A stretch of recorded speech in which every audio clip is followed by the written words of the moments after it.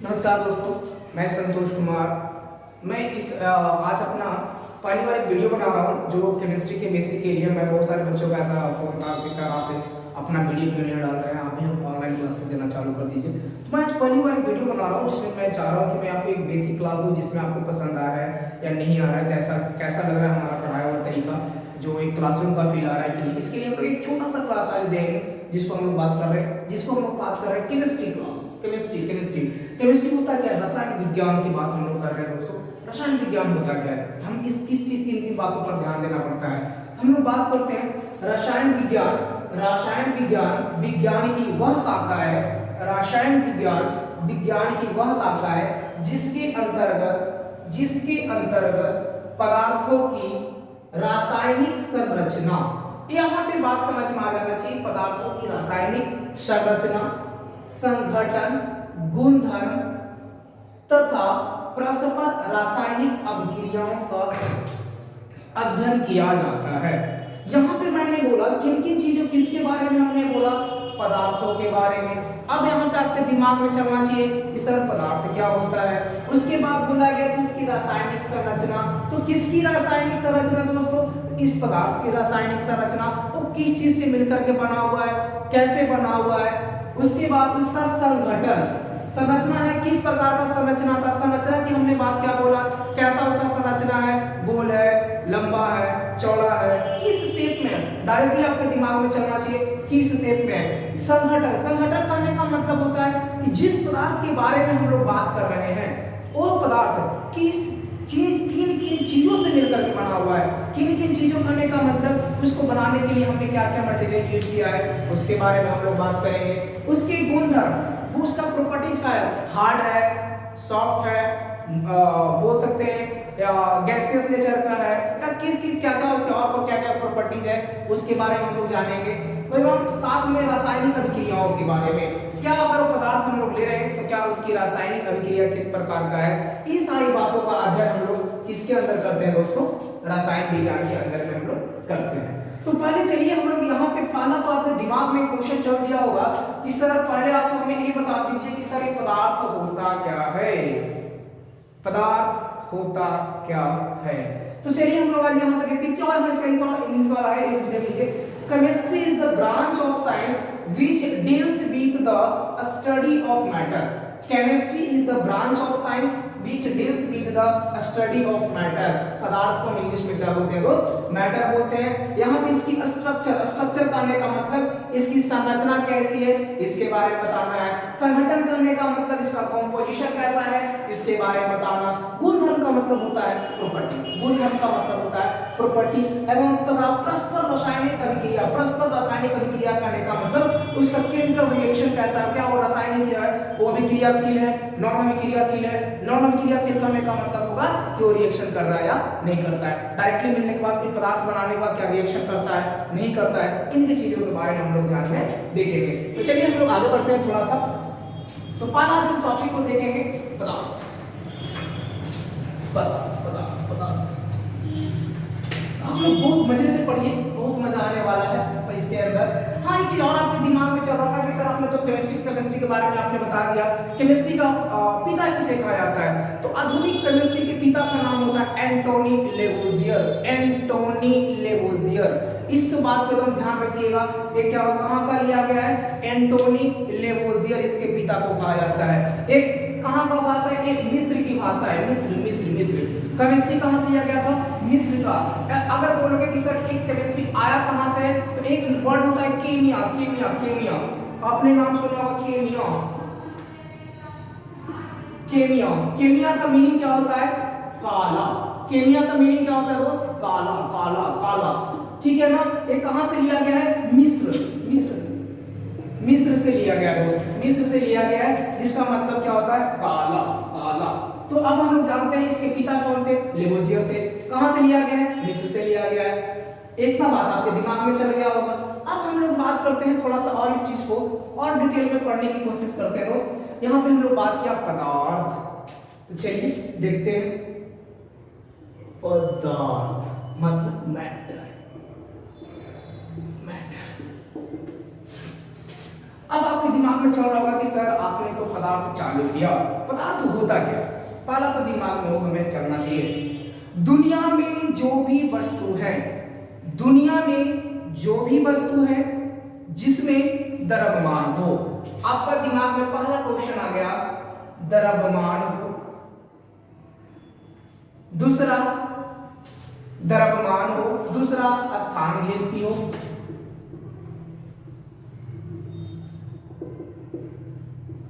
स्थान घेरती हो, तीसरा बहुत प्यारा टॉपिक जड़त्व, जड़त्व के नियम का पालन करता हो। मैंने क्या बोला, पदार्थ क्या चीज होता है? पदार्थ वह वस्तु होती है जिसमें क्या हो, द्रव्यमान हो। द्रव्यमान करने का मतलब जिसमें कुछ ना कुछ वजन हो, जिसका साथ में स्थान घेरती हो। अगर कोई वजन है जिसमें अगर कहीं पर रखते हैं तो कहीं ना कुछ आपने क्या होगा, स्थान घेरेगा।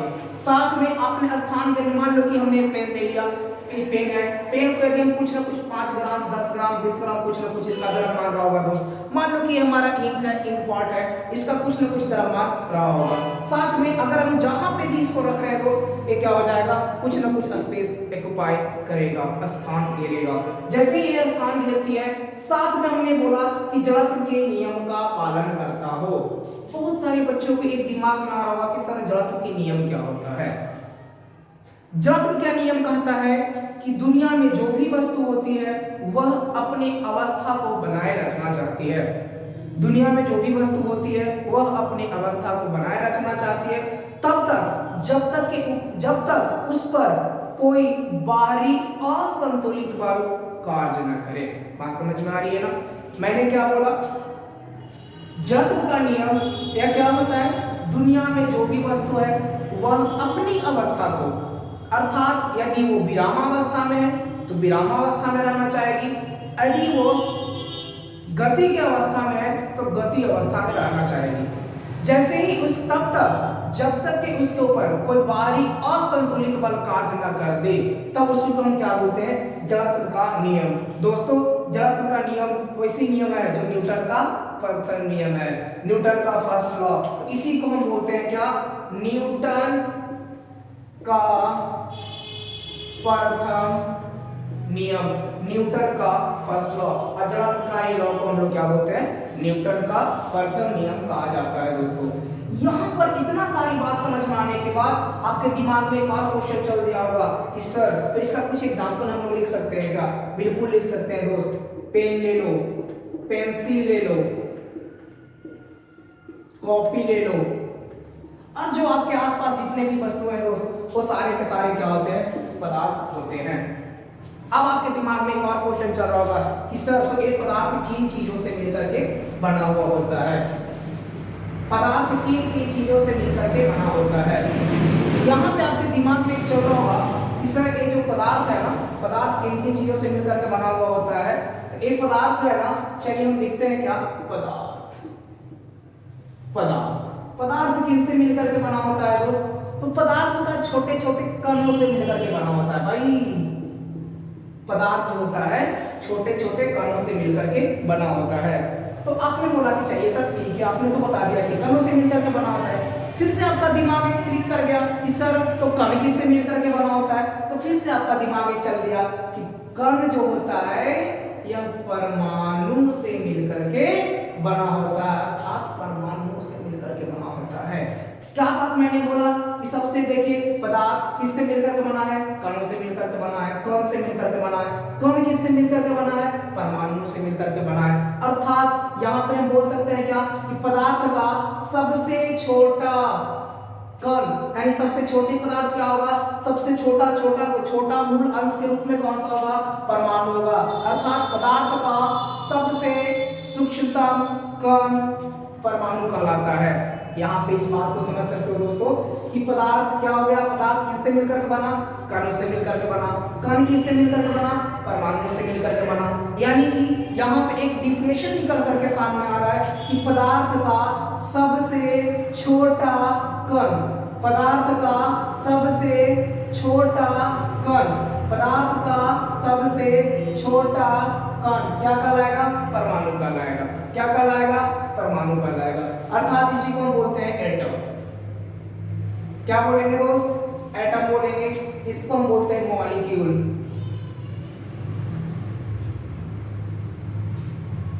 मॉलिक्यूल क्या बोलेंगे? मॉलिक्यूल। यानी कि अब यहाँ पे दिमाग में आएगा कि तो सर मॉलिक्यूल क्या होता है? तो एक से ज्यादा, जब दो या दो से अधिक परमाणु एक साथ मिलते हैं, जब दो या दो से अधिक परमाणु एक साथ मिलते हैं तो किसका निर्माण होता है दोस्त? कण का निर्माण होता है। अर्थात कहने का मतलब हुआ कि जब परमाणु एक साथ मिलेगा मिलेगा मिलेगा, क्या बनाएगा? कण बनाएगा।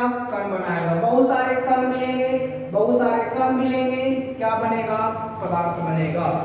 अब यहाँ पे पदार्थ तो आपने समझ लिया। अब हम लोग थोड़ा सा इस बात को और देखते हैं कि पदार्थ की अवस्था अर्थात उसके परिवर्तन के आधार पर पदार्थ कितने प्रकार का होता है। परिवर्तन के आधार पर पदार्थ कितने प्रकार का होता है। तो हमने बोला, यहाँ पे देखिए दोस्त, पदार्थ मैटर को हमने बोला परिवर्तन के अकॉर्डिंग हमने बात किया था। या पहला तो हम लोग यहाँ पर डिवाइड करेंगे दो पार्टों में दोस्त। एकदम बारीकी से हर एक पॉइंट्स को समझते जाइए। जहां पे आपको लगे कि सर यहाँ पे टॉपिक समझ नहीं आया, मैं आपको लास्ट में अपना कांटेक्ट नंबर दे दूंगा। उसके बाद उसके ऊपर आप या तो फिर अपना कमेंट बॉक्स में आप कमेंट करके लिख दीजिए, मैं देखूंगा और उसका मैं रिप्लाई जरूर कर दूंगा। अपना नंबर दे दीजिएगा, मैं आपको नंबर पे फोन करके मैं बता दूंगा दोस्त। लेकिन हाँ, यहाँ पे इस बात को समझिए, मेरा मकसद है आप इस बात को हर एक पॉइंट को आप समझते जाइए। पहला पॉइंट हमने बोला क्या? भौतिकी परिवर्तन।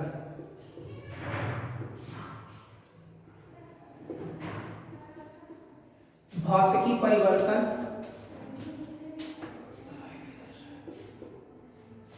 रासायनिक परिवर्तन।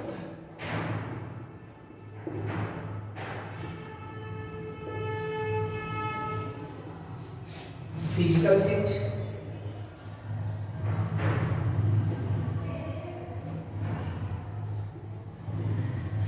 Chemical change.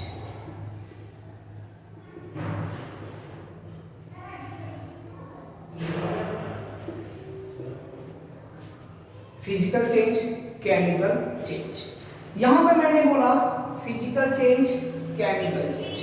फिजिकल चेंज का मतलब आप क्या समझते हैं? फिजिकल चेंज करने का मतलब क्या होता है? वैसा पदार्थ की परिवर्तन जिसमें अपनी अवस्था को परिवर्तित करने के बाद, फिजिकल चेंज वैसा परिवर्तन जिसमें कोई पदार्थ अपनी अवस्था को परिवर्तित करने के बाद पुनः उसी अवस्था को प्राप्त कर ले, अर्थात प्राप्त कर सकता हो, क्या कहलाएगा? भौतिक परिवर्तन कहलाएगा। वैसा परिवर्तन जिसमें पदार्थ अपनी अवस्था को परिवर्तित करने के बाद, वैसा परिवर्तन जिसमें पदार्थ अपनी अवस्था को परिवर्तित करने के बाद पुनः उसी अवस्था में वापस आ सकता है या आ जाए, क्या कहलाएगा? भौतिकी परिवर्तन कहलाएगा। अपनी अवस्था को परिवर्तित करेगा, वापस उसी अवस्था में आएगा, क्या कहलाएगा? भौतिकी परिवर्तन कहलाएगा। मेरे दोस्तों, मैं बार बार इस चीज को मैं इसलिए रिपीट करता हूँ ताकि जैसे बच्चे जिनको लिखने में प्रॉब्लम हो, छूट जा रहा है, तो उस वीडियो को 2 बार 3 बार देख ले, तो वहां से चीजें रिपीट करके क्लियर हो जाएगा। मैं इसका एक छोटा सा एग्जांपल दे रहा हूँ। इसमें मैंने बोला, मान लो कि कोई ठोस है, ठोस किसमें कन्वर्ट हो रहा है? द्रव में परिवर्तित हो रहा है। मैंने बोला ठोस, भौतिकी परिवर्तन में हमने क्या बोला? ठोस किसमें कन्वर्ट हो रहा है? द्रव में कन्वर्ट हो रहा है। कैसे कन्वर्ट हो रहा है? जैसे ताप में वृद्धि होगी, ताप में वृद्धि, जैसे ही ताप में वृद्धि होगी वो क्या होगा? ठोस से किसमें कन्वर्ट होने लग जाएगा? द्रव में परिवर्तन होने लग जाएगा। इसी रिएक्शन को हम बोलेंगे कि जैसे ही कोई पदार्थ इसमें ताप में यदि कमी होता है, ताप में कमी होता है, अर्थात ताप में कमी, जैसे ही ताप में कमी होता है दोस्त, किसमें कन्वर्जन होता है? ठोस में कन्वर्जन होता है। अर्थात ये चीजें बोल सकते हैं क्या कि जो भौतिकी परिवर्तन होता है ना, जो भौतिकी परिवर्तन होता है वो क्या होता है दोस्त, रिवर्सेबल प्रोसेस होता है, उल्टा पुल्टा रिएक्शन, पहले आगे जाएगा फिर पीछे जाएगा, फिर आगे आएगा फिर पीछे जाएगा। अर्थात कहने का मतलब होगा कि यदि कोई मान लो कि आपने कोई ठोस पदार्थ लिया, जैसे ही तापमान को बढ़ाएंगे किसमें कन्वर्ट हो जाएगा, द्रव में कन्वर्ट हो जाएगा। आपने ठोस पदार्थ लिया, तापमान को बढ़ाएंगे द्रव में कन्वर्जन हो जाएगा। जैसे ही आपने द्रव लिया, तापमान में कमी कर दिया, किसमें कन्वर्ट हो जाएगा, ठोस में कन्वर्ट हो जाएगा। ये जनरली किसके लिए होता है, जल के लिए होता है। किसके लिए, लिक्विड जेल। ये जनरली हम किसके लिए लेते हैं दोस्त, जल के लिए, H2O के लिए, H2O। किसके लिए दोस्त, H2O के लिए लेते हैं। बात समझ में आ गया होगा। अब यहाँ पे हम बोलेंगे कि सर तो रासायनिक अभिक्रिया और रासायनिक परिवर्तन में क्या होगा, वैसा परिवर्तन जो अपनी अवस्था को परिवर्तित कर दे, वैसा परिवर्तन जो अपनी अवस्था को परिवर्तित कर दे, उसके बाद पुनः उसी अवस्था में प्राप्त न हो। अपनी अवस्था को परिवर्तित कर दे, परिवर्तित करने के बाद पुनः उसी अवस्था में वापस नहीं प्राप्त किया जा सकता है, क्या कहलाएगा दोस्त, रासायनिक परिवर्तन कहलाता है। जैसे एक छोटा सा एग्जांपल दे रहा हूं, जैसे एग्जांपल हम लोग लेते हैं क्या, दूध से दही का बनना। अगर एक बार दूध से दही बन गया तो क्या कभी दही से दूध बन सकता है, क्या नहीं बन सकता। अर्थात क्या हो गया, रासायनिक परिवर्तन हो गया दोस्त। रासायनिक परिवर्तन और भी बहुत सारे हैं, जैसे मान लो भोजन का पचना। एक बार हमने खाना खा लिया, खाना खाने के बाद क्या होगा, ऑक्सीजन हमारे बॉडी गेन करेगा, गेन करने के बाद हमारे बॉडी के अंदर जो भी खाना होता है वो क्या करता है, डिकम्पोज हो जाता है। हमारे बॉडी के अंदर क्या हो जाता है, ऑक्सीडाइज बोल सकते हैं, ऑक्सीकरण प्रोसेस हमारी बॉडी के अंदर चलता है, जिसके कारण से सारा भोजन हमारा क्या हो जाता है, डाइजेस्ट हो जाता है। और जो उसमें क्या होता है, भोजन का डाइजेस्ट होने के बाद एनर्जी के रूप में बाहर बॉडी के अंदर चला जाता है। बाकी बहुत सारे प्रोसीजर चलता है, जब हम लोग धीरे धीरे देखेंगे तो वहां पे समझ में आ जाएगा। उसके बाद हम लोग क्या बोल सकते हैं, rusting of iron. Rusting of iron कहने का मतलब क्या होगा दोस्त, कि जंग का लगना। जंग का लगना कहने का मतलब क्या होता है, आपको पता है, उसके कलर में क्या हो जाता है, चेंज हो जाता है। क्यों चेंज होता है, क्योंकि मान लो कोई आपने आयरन ब्लॉक लिया, उस आयरन ब्लॉक के अंदर एयर हो गया, मॉइस्चर हो गया, और क्या हो गया दोस्त, मॉइस्चर हो गया, और किन किन बातों का हम लोग ध्यान देंगे, ह्यूमिडिटी हो गया। इन सारी बात अगर उसके कांटेक्ट में आएगा, उसके आसपास आएगा, जिसके कारण से कुछ दिन के बाद धीरे धीरे धीरे उसके ऊपर एक लेयर का फॉर्मेशन हो जाता है, जिसको हम लोग क्या बोलते हैं, रस्टिंग ऑफ आयरन कहा जाता है। तो ये सारा प्रोसीजर क्या कहलाता है, रासायनिक परिवर्तन के आएंगे। अब ये सारी चीजों के ऊपर हम लोग अगला जो स्टेप्स देखते हैं, इसमें और क्या क्या आ सकता है। तो यहाँ पे हम लोग बोलते हैं दोस्त, आपने भौतिकी परिवर्तन देख लिया, रासायनिक परिवर्तन देख लिया, इसका ही पता है, एक छोटा सा एकदम डायरेक्ट भाषा में बोल सकते हैं क्या, वैसा परिवर्तन जो हमारी आंखों के सामने होता हो, वैसा परिवर्तन जो हमारी आंखों के सामने घटना घटती हो, भौतिक परिवर्तन होगा। फिजिकल टच, केमिकल जो हमारी आंखों के सामने घटना नहीं घटता हो, उसको हम क्या बोल सकते हैं, रासायनिक परिवर्तन बोल सकते हैं। अब हम लोग देखेंगे कि भौतिकी परिवर्तन कितने प्रकार का होता है। मुख्य रूप से तो हमें तीन होता है, मुख्य रूप से हमें तीन होता है, लेकिन हमें क्या होता है, 5 प्रकार से हो सकते हैं। पहला हम लोग देखते हैं दोस्त,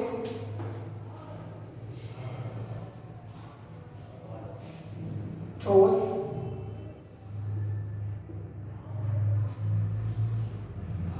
द्रव, गैस,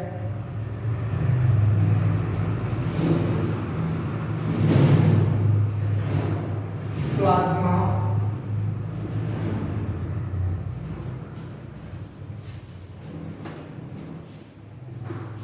BEC, बोर्स-आइंस्टाइन कंडेंसेशन। ठोस, द्रव, गैस, प्लाज्मा, BEC, ये हमारा 5 प्रकार का होता है। केमिकल परिवर्तन में क्या होता है,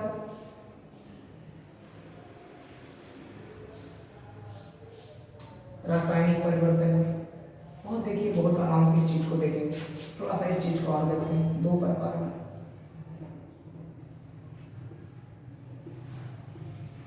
शुद्ध पदार्थ, और इसको बोलते हैं दोस्त अशुद्ध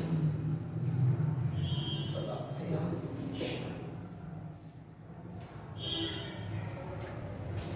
शुद्ध पदार्थ अशुद्ध पदार्थ। शुष्क पदार्थ करने का मतलब प्योर सब्सटेंस।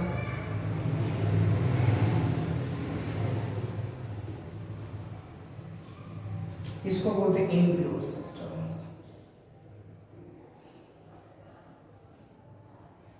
या मिक्सचर।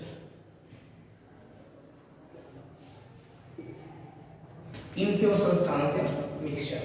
प्योर सब्सटेंस में कौन कौन सा आता है, इसको भी हम फर्दर क्लासिफाई करते हैं दोस्त दो प्रकार में। एलिमेंट,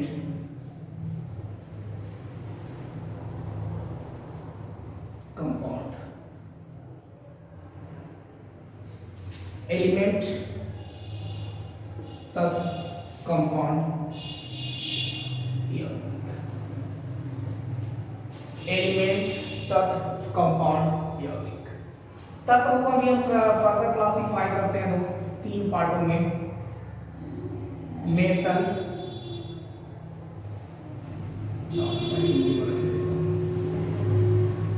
धातु जिसको बोलते हैं मेटल, अधातु,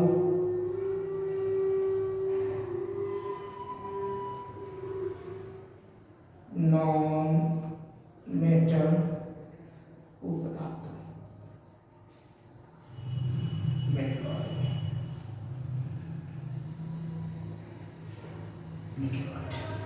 यौगिक क्या होगा, दो प्रकार के दोस्त, कार्बनिक और अकार्बनिक।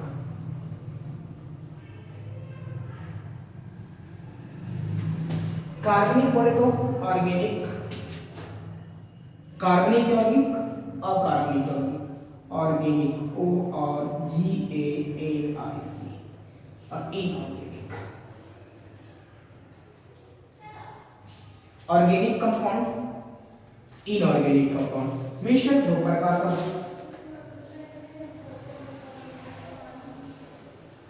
होमोजेनियस, समांगी और विसमांगी, हेटेरोजेनियस।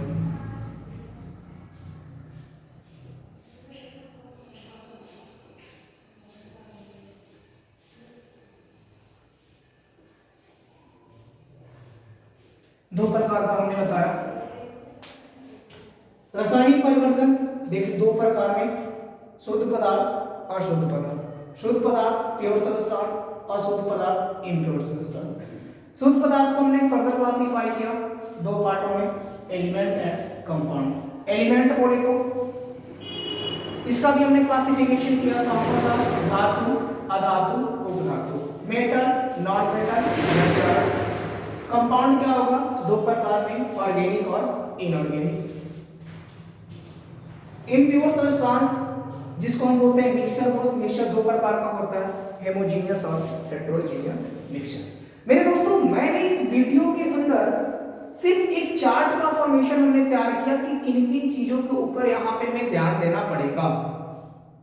यहाँ पे अगर जो ये बेसिक चीज है, हम लोग बेसिक में हर एक पॉइंट्स के ऊपर हम लोग डिस्कस करेंगे, लेकिन आज मैं एक छोटा सा ही वीडियो बना रहा हूं जिसको मैंने अपने तरीके बेस्ट देने का कोशिश किया। अगर आपको यह वीडियो पसंद आया है तो जरूर से जरूर इस चैनल को सब्सक्राइब करें दोस्तों, लाइक करें, शेयर करें, साथ में अपने दोस्तों को भी शेयर कर दें ताकि उनको भी ये चीज फायदा हो।